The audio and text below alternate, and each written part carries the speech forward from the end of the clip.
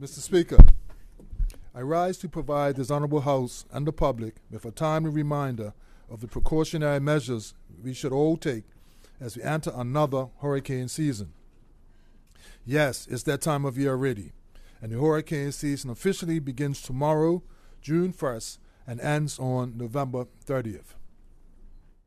Mr. Speaker, in 2023, Bermuda was spared any major hurricane damage. However, there were several close calls, with several storms passing near the island.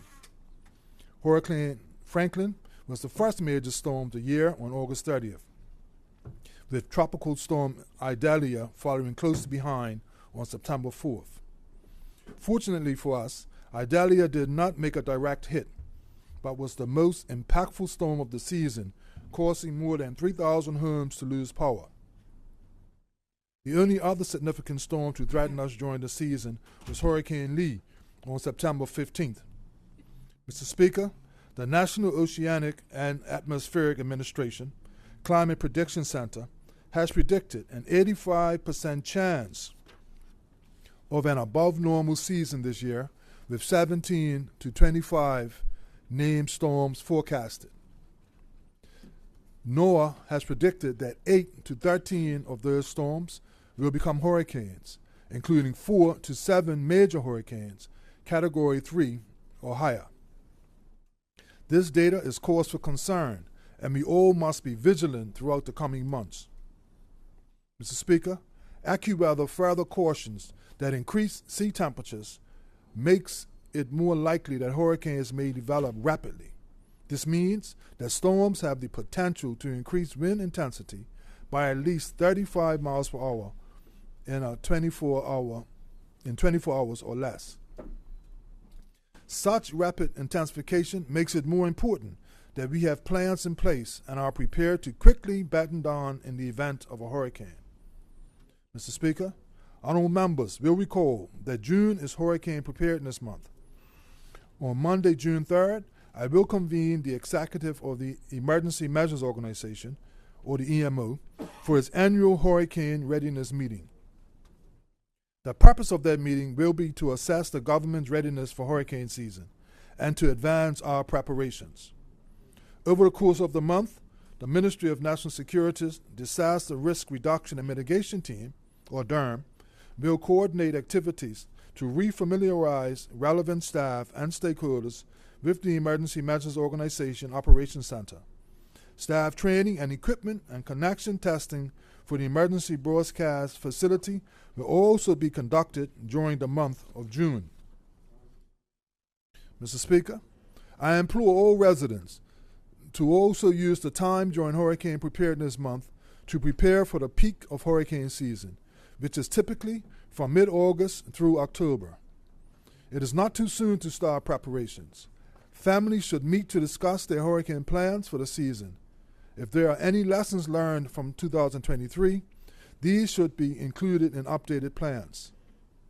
People should confirm that their property insurance is up to date, as well as create a hurricane supplies checklist and ensure that the necessary items are on hand. We should include a 2-week supply of medications and non-perishable food items to sustain members of the family for up to 3 days. In practical terms, it is also a good idea to include the household's favorite games and books in your hurricane kit to stay occupied in the event of a storm. In true Bermudian spirit, I also encourage residents to check on their elderly or disabled neighbors to see if they require assistance in hurricane preparedness planning. Mr. Speaker, I wish to remind residents that the emergency broadcast station, 100.1 FM, the station is live now, and residents should tune in periodically to become familiarized with its broadcast.